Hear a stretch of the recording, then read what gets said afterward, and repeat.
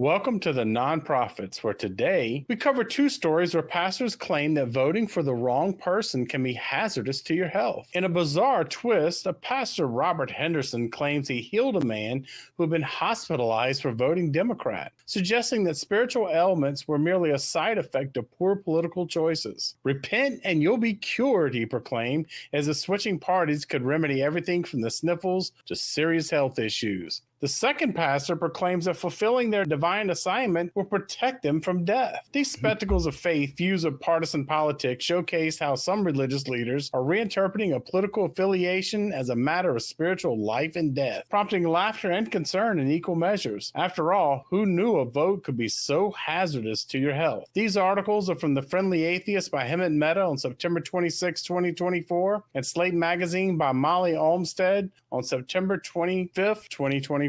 I have to admit, when I first read this, I had a little bit of trouble even taking this serious. But Jonathan, I was curious, what do you think? Is this story about this dying Democrat, is this just some made-up story to excite and work up a crowd? Well, what do you think? They seem to be eating this up. Yeah, they're eating it up because that kind of anecdotal evidence is something they eat up to justify their positions on a lot of things.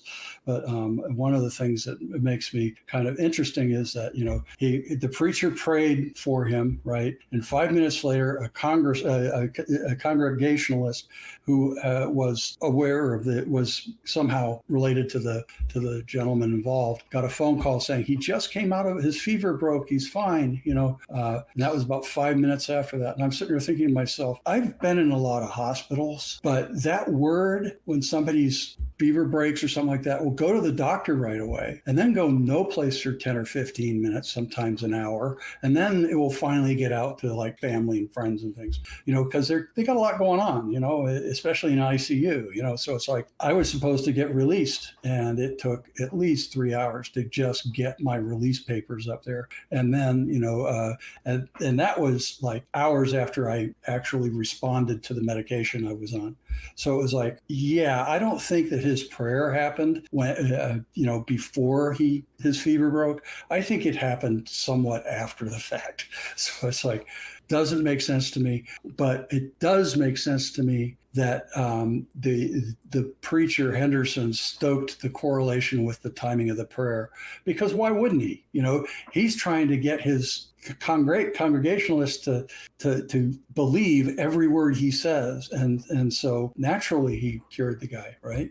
I don't think so, but hey. I have to say you're a lot nicer than I am, because I question whether any of the story ever occurred at all, and it's just not a complete fabrication to work up a crowd. But as you said, nothing happens fast in a hospital, so if the word just came down that the patient's fever had broken, it seems like odd terminology the way he talks about this fever all around, very not medical, for the lack of a better way to put it. I just think that it just sounds like a good story, a good fish story. Now, Eli, I know that the leaders of this NAR, this New Apostolic Reformation, they've become influential political figures within evangelical Christianity. I know that they use symbols like the Appeal to Heaven flag. I know that that's the same flag also that we've covered here on the Nonprofits of Samuel Alito's wife actually flying and getting into some hot water. Do you think there's a trade-off between what we're seeing with these evangelical religious leaders and political figures like this? Oh, absolutely. Because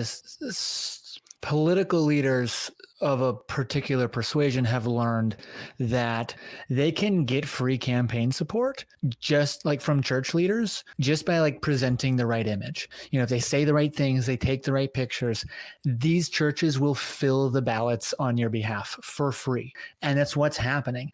And I think the idea here is kind of disgusting, because I'm on the same page as you. I don't think that story ever happened.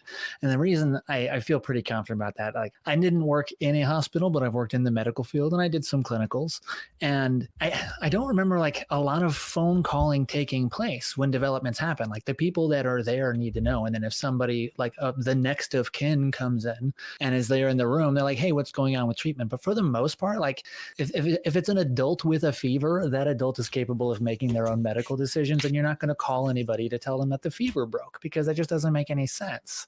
And the same. I agree with you, John, that like once once something does happen, some time is going to go by before like any any reaction at all. Actually, any reaction, anything particularly is if it's done positive. with that information. That's less work on their shoulders at the moment. So exactly, yeah. They've Fever's got gone? more serious Great. things to worry about. So. One less thing I have to worry about right now. Exactly. So I think that because this Henderson isn't the only pastor to do something like this, fabricate a story and be like, well, it's because of this particular reason, but it was God that made it better, just to like kind of influence the opinions and the non-religious beliefs of their congregations, their congregants. And he knows that not everybody is going to believe it, but some of them are going to, and the ones that aren't going to speak up because they're going to face like alienation from the church. People are going to like accuse them of not supporting the pastor, and they're going to be like kind of ostracized. So they're just kind of psychologically torturing gullible people into shaping the world the way that the individual pastors want it. And I think it's kind of gross. It's also dangerous in the long term because no two of these pastors have the same vision of what they want the world to be. And so eventually the religious wars happen all the time because you got two people in power who don't want to share power. And so they have to fight each other, and you have really nasty things happen as a result. I agree with what you said, Eli, as far as the way information goes from a situation like this. The way the discussion happened, it almost sounded like they had a red line directly into the doctor's Bluetooth on his head, and so the doctor could give them a play-by-play while he's addressing the situation and the health concerns of this patient they're talking about. And that's just not how things work. Now, one thing I wanted to question you about, is this the newest Republican health care? I know that the book of Mark was, the latter half of the last chapter was written much later than the rest of the book. So I took it on myself to do a little rewrite. And I figured that whoever believes and votes GOP will be saved, but whoever lots with Democrats shall be condemned forever. That's kind of what it sounded like to me, a heavenly HMO. So what did you think about the idea about when he's talking about all this evilness coming through voting for Democrats? Are we seeing pandemics out there of people who've voted in the past or people other than Republicans getting sick? Is that something? Is that a thing? You didn't hear that 82 million people who voted for Biden all got sick at once? You didn't see that? It was headline news, man.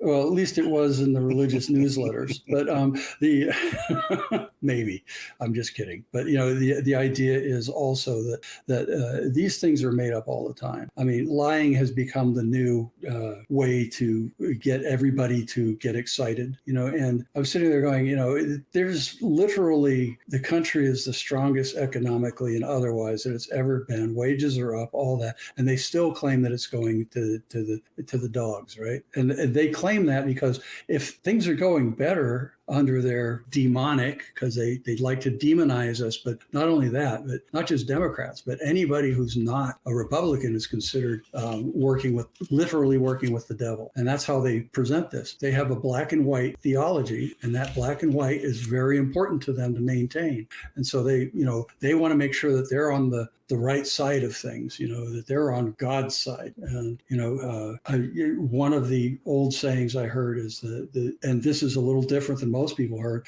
is that the devil's greatest deception was making sure that everybody thought he was God in the Bible and that the devil was the real God. So he made everybody believe the flip side of things. And if you look at it, it kind of looks that way, doesn't it? So, but it's just like, we're all demons. We're not human. So it's okay to hurt us, kill us, do whatever they need to get rid of us, getting ready for their big rapture. I definitely think you're onto something there with the fact that we're all demons and we're not good people and we're not even human. I think that dehumanizing factor of what they teach really is the most dangerous thing they do, because as you said, it allows people to kill and do terrible things that they would never consider themselves doing to another human. You mentioned satanic. Hank Kuhneman, he's the one that put on that second spectacle where the pastor made the really out there claims, but he has been on record saying that Taylor Swift was satanic and that she did satanic acts in her performances, and he's also, we did a show about a $3 million land scam he did one time. But, as you said, switching over to you though, Eli, I noticed that Hema in his article made the comment that they cast a spell to heal the guy. Well, what did you think of that terminology when they're talking about, magic and satanic and all these things, and then lumping them in with casting a spell? Yeah, I was just kind of thinking about it when, John was talking about how like we're all demonic. And I'm like, you guys are the ones that believe in demons. Like you guys believe in all this crazy stuff that you think is so dark and like horrible and twisted. And we're just like, nah, don't do that. And I think it's really fitting that he called it casting a spell, because we call it magic all the time, right? Whatever their preferred brand of magic is. And it's just sort of, I think it's really fitting. It's just specifically based on the way John was kind of describing it there a little bit ago.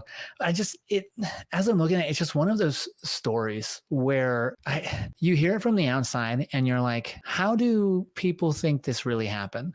And you realize that it has a lot to do with that sort of when you get into an environment where everybody is saying the same thing and everybody's having a super good time about it and they're all excited and there's camaraderie and togetherness and community, and you start to have like these endorphins and good feelings, and you associate that's a spell in itself. If we're talking about it, really, like it has this effect on you that is going to make you think that there's something way more substantial to what is going on than there really is. And it's so dangerous in this way that it leads people to believe things like this, and then to believe that like the way that you vote, like that US politics specifically is of such a concern to the master and creator of the entire universe, that the way that you vote has determining power and where your eternal soul goes forever. And dire consequences. Exactly. And the idea that they're using this, and I said it earlier, it's psychological torture to convince these people that they have to think and behave and believe a certain way or else. And it's the most significant, it is the ultimate or else. Yep. Oh. I also, I'm curious about the, cast a spell thing. If these ministers and preachers are casting spells, can't they be accused of witchcraft and burned at the stake? Well, of course, they wouldn't consider it casting spells, and they would just look at that as you trying to equate their godly manners with your filthy, sinful, demonic ways and equating the two, which makes you even more demonic, because my way is the right way, your way is a demonic way, and you're okay though until you do something I don't like, and then your way is demonic too. Because that goes back to a witch to live. Well, absolutely, but they don't consider it. They wouldn't consider it a spell. That's the whole thing. But yeah, I'm with you, because one thing that concerns me though, seriously, John, is the fact that you talked about how this dehumanizes people, and one in particular on that second wall nose, he made the comment that the predatory left is going to make children suicidal by evangelizing them into thinking they're the wrong gender, telling the crowd, and I quote this, "You're authorized to take the Philistines out of position." Now, knowing who the Philistines were, a traditional enemy of God's people in the Old Testament, do you think he's promoting violence there? Is that what he's doing? Yep, definitely. He wants the army of God to defeat the minions of Satan. It's an old evangelical trick to try and keep people under control and to direct them to commit violence against people that are directly threatening their religion or their control over the people. And that's just bite model. It's kind of screwed up. Very dangerous. And I know that here in the ACA and other nonprofits, it's important that we steer away from certain topics, especially on election years in particular. But I find it absolutely appalling that these people can talk about voting Democrat. Henderson made the comment that it's a spirit of death. And all these different things that they talk about, or they talk about how important it is to literally vote a certain way or you're going to burn forever. And, going back to you, Eli, you had mentioned that, there are people who are going to just remain silent. because they fear that if they don't remain silent, they'll be ostracized and they'll be othered as well. And that's one of the things that I think that this group counts on is the fact that, if you don't agree with it, well, just shut the hell up and smile anyway, because that's what we're going with. And the thing is that I feel that when people hear that, it's a danger of desensitizing them to the behaviors that this can lead to. Well, what do you think about that? Yeah, and I wanted to add too, because I said earlier they'd be accused of not supporting the church or the pastor, but not only that, it would go beyond that to be like, oh, now you're doubting God. You're doubting that God is capable of doing that. So what'll happen is they'll go to church and they'll hear these things they don't agree with, but they'll keep their mouth shut, and they'll interact with these people outside of those moments where they're hearing those things and be like, oh, well, these are good people, so maybe it's not that bad of a thing that they have these bad ideas, not realizing that even though they may be friendly people to people that they consider part of their in-group or specifically their church, they're going to go out and make other decisions to other people, to strangers, and they're going to vote based on the things that they believe. And the fact that they're kind doesn't ultimately make them good people. There's more to being a good person than just being kind to a person's face that you're familiar with. So I think to say it desensitizes is a really apt way to put it, because they're just not they're gonna assume like, well, my church isn't the problem, it's the other churches. I think you're right with the fact that what this does is it allows them to judge people on other levels, as you mentioned, away from church and seeing and interacting and getting that, they're all right, they're good people. And so giving a buy and a pass to absolutely abhorrent behavior because, well, they smile, they greet me, they do all these things right and nice. Well, the problem is step out of line and see what happens. And that fear, because they've seen what happens when you step out of line, that's the reminder of whether they're good people or not. Are you good people until you and I have a disagreement and then, I dump you and head out? Or do I go ahead and say, all right, let's talk this out and see where we are from here, and then having a conversation like adults rather than, you're of the devil, and that's what it is. It's so completely othering because that's all it does. And John, before I wrap this up, is there anything else you wanted to add to this? No, this kind of speech and bigotry and that when they other people, they're doing that to everybody that they had a bigoted attitude towards begin with. And this religion just gives them cover to be who they really are. And no matter how despicable that is, back, not too long ago, you wouldn't hear any of this in public. It'd all be the stuff that wasn't said out loud. But now it's been legitimized and normalized to put people down directly, entire groups of people, which is just a generalization error. So yeah, we've seen a lot of that, and I think a lot of that starts with leadership who goes and denigrates people for their own gain or just for fun or just for political points. And then we see that, and we see those sound bites that we hear time and time again. And I do think it becomes desensitized so that some of the words that we wouldn't allow, and I don't mean you or us in particular, but that you wouldn't allow out of your mouth has become normalized and become things that it's okay to say now. And that is a very dangerous route, because what it does, as we said earlier, is literally